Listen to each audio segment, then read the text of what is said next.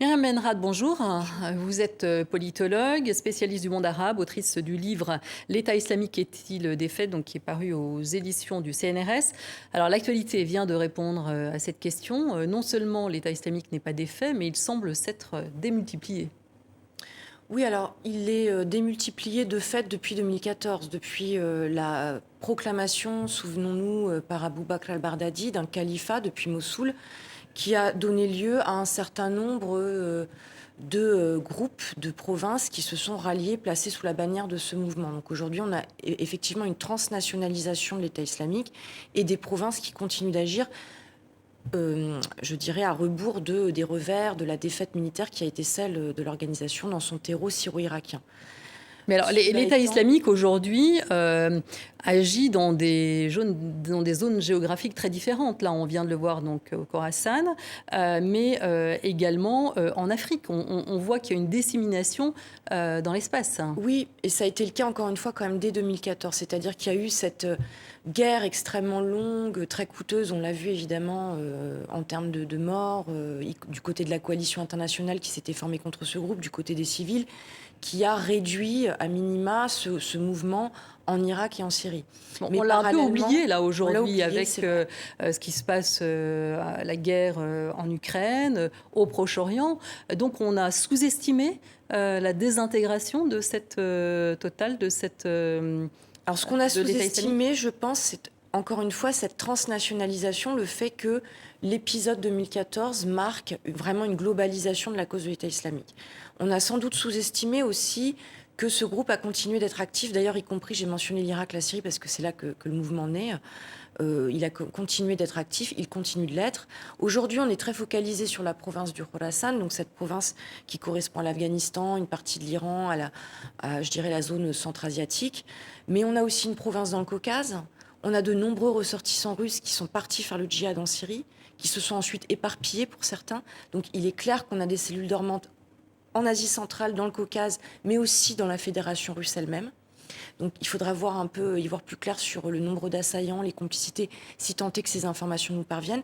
Mais en effet, je pense que vers 2018-2019, quand on nous a annoncé la fin des opérations majeures contre l'État islamique, on a cru que que la menace avait disparu, mais loin de là, ils se sont reconstitués et surtout ils conservent la même détermination à frapper leurs ennemis et la Russie en fait partie. Alors la Russie, mais aussi l'Iran, l'Afghanistan. Est-ce que potentiellement d'autres pays sont menacés, comme la tous les, France? tous les pays où l'État islamique a une présence sont menacés. Alors celle-ci, après, est plus ou moins importante, significative. En Afghanistan, il est vrai qu'il y a eu une forme de coopération tacite qui ne dit pas son nom avec les talibans contre le groupe État islamique qui est principalement à l'est, qui agit à l'est du pays. Est-ce que c'est pour ça qu'aujourd'hui les talibans sont tolérés, entre guillemets? Alors, tolérer, je n'irai pas jusqu'à dire tolérer, mais il y a des échanges d'informations, de renseignements avec les Ils sont talibans. un pare-feu par rapport à Oui, l'État islamique? clairement. Oui, aujourd'hui, clairement. C'est d'ailleurs aussi ce qui explique que Poutine a passé cet accord, encore une fois, tacite, pour bien contenir le djihad au sein des frontières de l'Afghanistan. Mais voilà, Poutine est rattrapé par sa propre politique, parce qu'il faut quand même dire qu'il y a toute une époque où le FSB exfiltre vers la Syrie. Je parle de la Syrie parce que ça a été vraiment un moment fondateur, je pense. Une partie des combattants tchétchènes, des combattants tadjiks, des combattants caucasiens plus généralement, pour s'en débarrasser. Mais ces derniers, eh bien, reviennent, par ailleurs encore plus rancuniers, encore plus déterminés à en découdre, parce que n'oublions pas que la Russie est intervenue en 2015 en Syrie, par ailleurs a multiplié les ingérences à l'extérieur comme en Afrique. On pense évidemment au groupe Wagner, à une politique donc hégémonique aussi au Moyen-Orient sur d'autres théâtres. Donc la Russie est un ennemi aux yeux de l'État islamique, l'ennemi du monde musulman. Et puis, je n'ai pas mentionné une chose, il y a évidemment l'historique plus lointain de la guerre du djihad afghan contre les soviétiques et des guerres de Tchétchénie qui expliquent pourquoi aujourd'hui on a ces ralliements et donc Vladimir Poutine est rattrapé finalement par de vieux démons qu'il a peut-être voulu oublier ou passer de côté. Oui, parce que bon, il a ciblé tout de suite l'Ukraine. C'est pour s'en tenir à un seul ennemi, c'est ça? Oui, il y a eu une volonté finalement de contourner le problème parce qu'aujourd'hui, Poutine est entièrement centré sur le théâtre ukrainien, entièrement dédié à sa diabolisation de l'Occident. Donc on voit ce narratif anti-occidental de diabolisation revenir au travers de cette attaque. Mais bon, enfin, ça ne veut pas dire grand-chose puisque il a quand même reconnu que des islamistes sont à la manœuvre. Alors après, l'argument, c'est de dire mais ces islamistes sont pilotés depuis l'extérieur, ont été pilotés par les Occidentaux avec la complicité des Ukrainiens. C'est pas très convaincant parce qu'on sait très bien que ces mouvements, notamment le mouvement État islamique, est autonome, a ses propres capacités et n'a pas besoin de s'appuyer sur des acteurs extérieurs pour conduire ce type d'attaque. Alors, est-ce qu'on peut imaginer, d'ailleurs c'est ce qu'a proposé Emmanuel Macron, une collaboration internationale autour de la menace de l'État islamique ? Oui, il y a déjà en fait une collaboration entre États. Il y a eu des échanges d'informations, de renseignements. Les Américains entre la avaient prévenu. Russie, oui, bien sûr, entre la Russie et la France, entre la Russie et les États-Unis. Le fait que les États-Unis les préviennent, bon, Poutine a parlé de provocation, mais enfin, ça montre que finalement, derrière la guerre en Ukraine, derrière un certain nombre de crises, il y a quand même encore des contacts. C'est vrai qu'ils sont plus réduits quand même du fait de ce qui se passe en Ukraine. Il n'y aura pas de coopération internationale renforcée, je dirais, du fait, encore une fois, de cette crise ukrainienne qui n'en finit plus.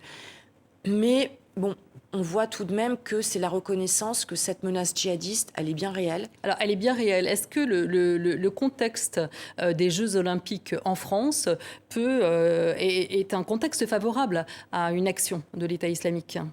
Oui, tout à fait. Et de toute façon, aujourd'hui, le gouvernement a décidé de passer à l'alerte rouge. Donc ça veut tout dire. Mais depuis des années, la France est dans le viseur de l'État islamique, n'a jamais cessé d'être dans le viseur de l'État islamique.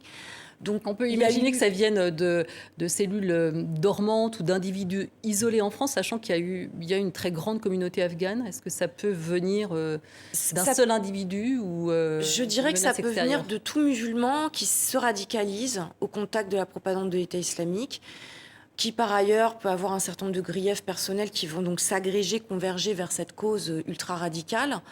Ils peuvent être d'horizons très différents, ces individus.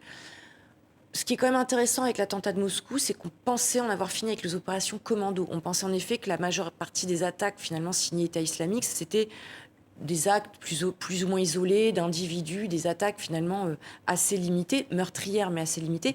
Là, on renoue avec l'époque opération commando comme on les a connues, donc évidemment en France avec l'attentat du Bataclan.